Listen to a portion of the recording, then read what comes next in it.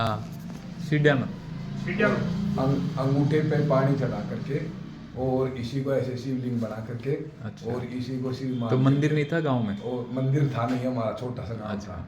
तो उसके अंदर ऐसे ही हम अपनी पूजा पाठ करके हम्म। करती थी। अब जैसे मान लो कि कोई काम हो गया घर में या कोई घर वालों में काम हो गया, कहीं दूर जाना हो गया और वहाँ कपड़े नहीं ले गए या नहाने धोने की व्यवस्था नहीं बैठी, हाँ। तब तक मेरा क्या सिद्धांत था कि मैं जब तक शिव जी के पानी नहीं चढ़ाता था तब तक मैं खाता या पीता नहीं था, अच्छा। पानी भी नहीं पीता था खुद भी, ये हाल था। हाँ। तो उस प्रकार से 4 बज जाते थे, कभी 3 भी बज जाते थे, वो करके पूजा पाठ या अपनी मतलब जिस तरीके से वो नियम था, बस पूजा यही थी कि शिव जी पानी चढ़ाना। हाँ, मतलब हाँ। शिव जी का वो शिव- करने। हाँ, फिर उसके बाद में अपना आगे पानी भी बाद में पीते थे आप? उसके- मतलब शिव जी के पक्के भगत थे। भगत था। अब ऐसे करते करते 10-12 साल जितने यहाँ रहा, मतलब 12-13 साल रहा गांव में अपने। मेरा गांव बेरुपुरा है, विराटनगर मेड के पास में। और फिर यहाँ से चला गया मैं दिल्ली। दिल्ली चले गए, रिश्तेदार रहते थे कमाने खाने के लिए, वहाँ चला गया, वहीं जाके मैं सेटल हो गया। अब वहाँ जाने के बाद में यहाँ थोड़ा क्या था कि मीट वगैरह पहले खाता थे, क्योंकि जन्म ही हमने खटीक समाज में लिया था। तो मेरा मन पहले से ही ऐसे रहता था उड़ा उड़ा सा, मैं मीट नहीं खाऊंगा, ये गंदी चीज़ है। पर घर वाले नहीं मानते थे। घर वालों ने शादी भी मेरी ऐसी जगह हो गई, मतलब कि जिनका काम ही रोज मीट काटने का था, तो मेरे को वो खाना पड़ता। वो वहाँ जाऊँ तो वो मेरे लिए ज़रूर बनाए, घर वालों तो हमारे फिर भी खेती का काम था तो वहाँ बहुत कम बनाते थे।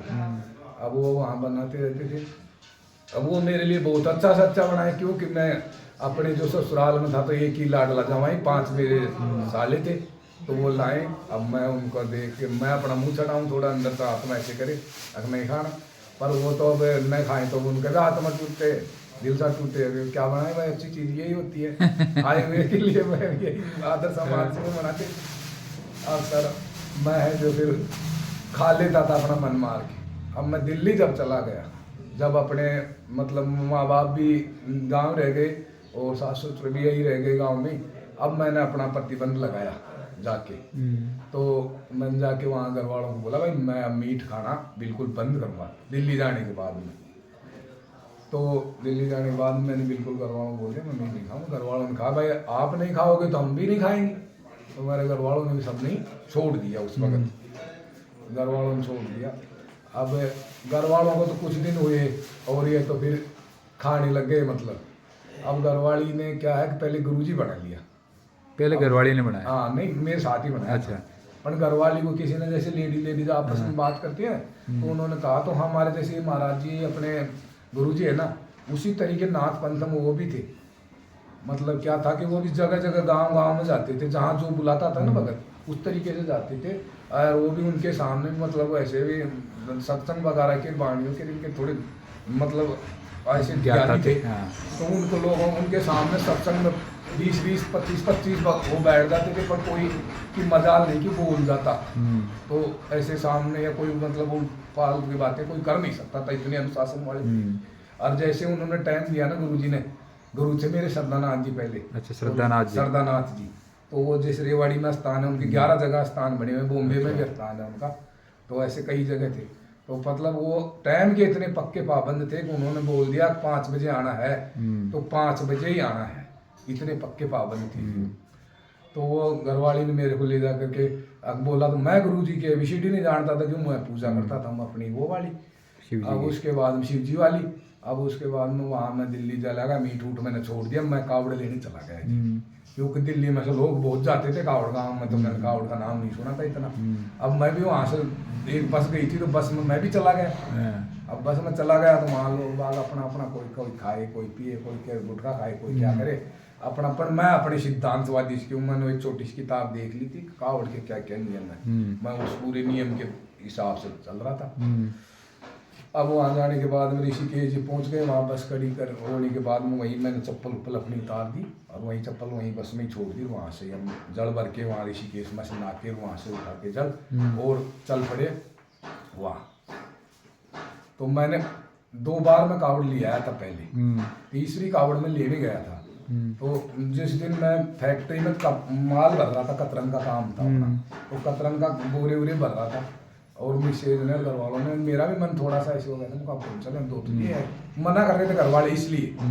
फिर मेरे को कतरन भरते भरते 2 बज गए, 2 बजते बजते मेरे को ये हो गया कि अब तो मैं कावड़ लेने चलूंगा। मैंने वो बोरे बारे भरे हुए, पैसे उससे जो भी फैक्ट्री वाले को दिए थे सब कुछ छोड़ छाड़ करके और ऐसे बाहर ही पड़े बोरे बारे सब छोड़ा और आ गया घर पर। घर वाले बोले आ गए कैसे, वो माल लेने गए थे, वो माल वो उठा लाएगा, मेरा तुम्हारा भाई उठा लाएगा, मेरा साला गया हुआ था वहाँ, वो ले आएगा थोड़ा थोड़ा करके और मैं तुमको कोई माल नहीं ले जाएगा, मैं तो कावड़ लेने जाऊंगा। ऐसे हमारे नहीं दोनों के घर में मतलब छोटी मोटी बात, वो मतलब ऐसे बात ही होती, लड़ाई नहीं मतलब पर आपसे ऐसे होती क्यों जाओगे, अब ले तो आए 2 बार। क्योंकि जब मैं कावड़ लेने जाता था तो मेरा इतना नियम था कि मैं मतलब बहुत नियम का पक्का पाबंद था और उबाड़े पाँव जाता था। तो मैं दोनों बार, पहली बार जब कावड़ लाया था तो महाराज जी ऐसे जैसे किसी को आग पर रख के पैर जला देना, वैसे मेरे पैरों के अंदर कोई जगह नहीं थी,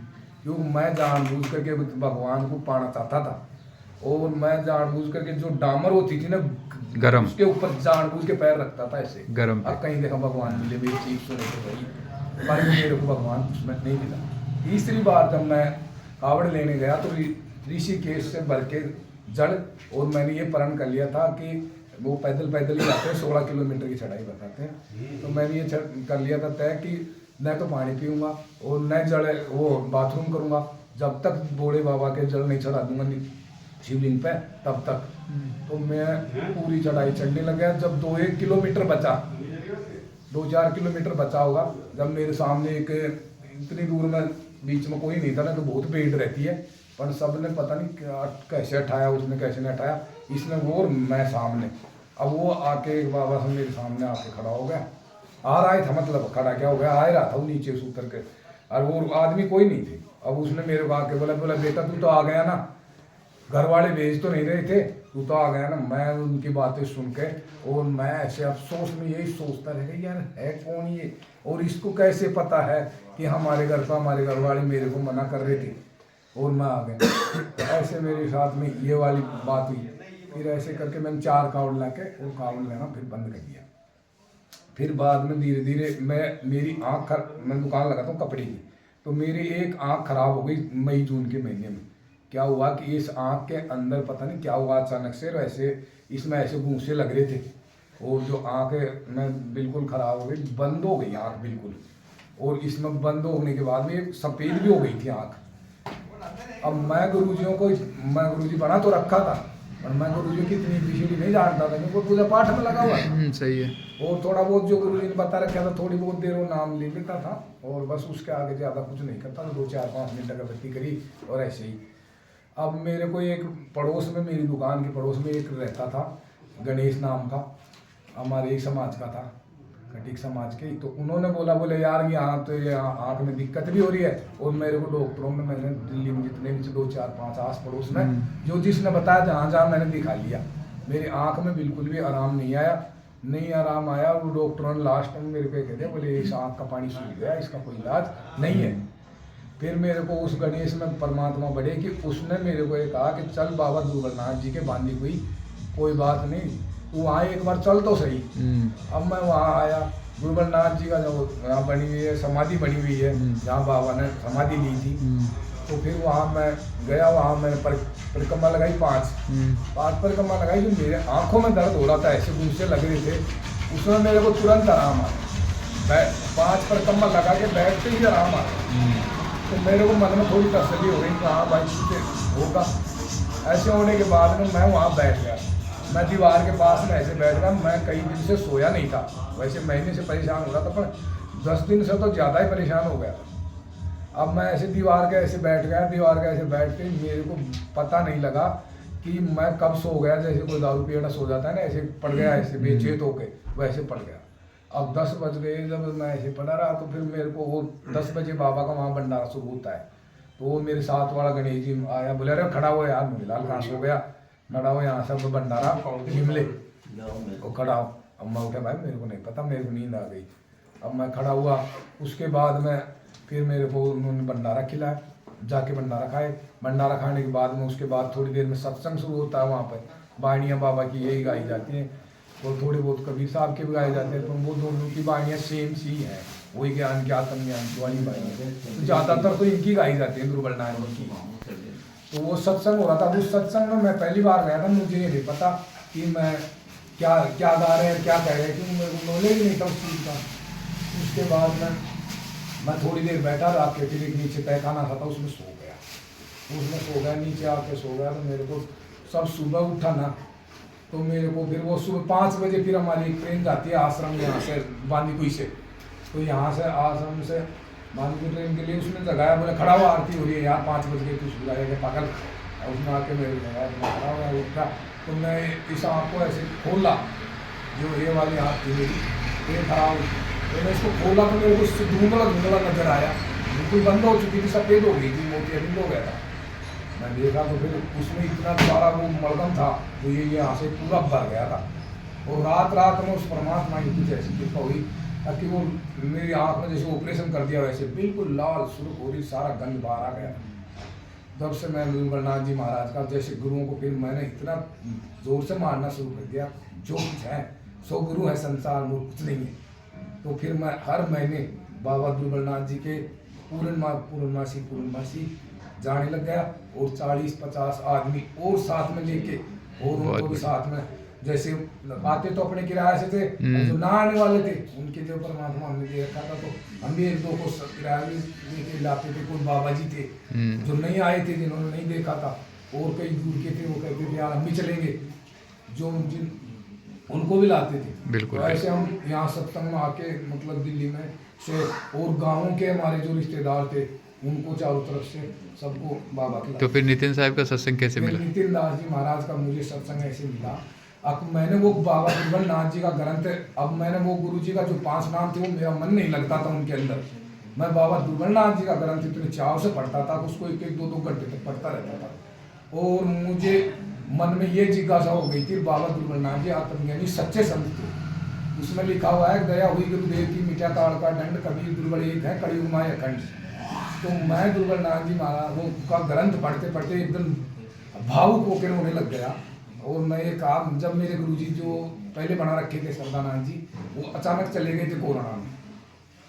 उसके बाद में मैं एक दिन भावुक होकर रोने लग गया, रोते रोते मैंने बाबा से अरदास लगाई, अब गुरु महाराज मुझे आप जैसा सच्चा आत्मज्ञानी गुरु चाहिए, मुझे और कुछ नहीं चाहिए। तो मेरे को अचानक से मैं सोहम का वो पढ़ रखा था, और बता मेरे को नाम भी दे रखा था सांसों के अंदर। अच्छा। वो वाला गुरुजी ने, तो वो सोहम वाला सत्संग आ गया गुरुजी का, साहिब जी का नितिन साहिब जी का। तो वो सत्संग आ गया, उसमें 2 संत आपस में बातें कर रहे थे अपने राजस्थान की, कि ये नितिन दास जी महाराज तो सोहम का भी खंडन करते हैं, और उसमें 10 प्रकार के सोहम बता रखे थे। तो फिर महाराज जी मैंने देखा यार ये नितिन दास जी महाराज कौन है जो सोहम का भी खंडन कर रहे हैं, हमने तो सोहम ही दे रखा है। तो फिर मैंने महाराज जी वहाँ से नितिन दास जी का नाम लेकर वो सत्संग सुनना शुरू किया, और मेरी जिंदगी का अध्याय शुरू हुआ वहाँ से। और फिर मैंने ऐसी लगन लगाई, अब मैं 6 महीने तक वो सत्संग सुनता रहा, और 6 महीने तक सत्संग सुनता रहा। उसके बाद में क्या हुआ, जिस दिन मेरे को ये उसके बीच में मेरी लड़की की शादी थी, तो मैं सोचा शादी भी कर लेते हैं, उसके बाद ही ले लेंगे गुरुजी नाम। शादी हो गई, उसके बाद में 1 महीना हो गया, 20-25 दिन हो गया। अब मैंने ये सोचा कि अब सारे काम से फ्री हो गए, मान लो लड़की की शादी हो गई, तो अब गुरुजी कैसे नाम लेंगे। अब अपने पिताजी हैं, माता जी मेरी चली गई थी, अब पिताजी हैं, पिताजी से आज्ञा लेंगे। अब पिताजी जो गुरुजी बना रखे थे वो तो चले गए, और अब आगे का गुरुजी मेरे को मिल गया है, मैं उससे नाम लूँगा और आपको भी लाऊंगा।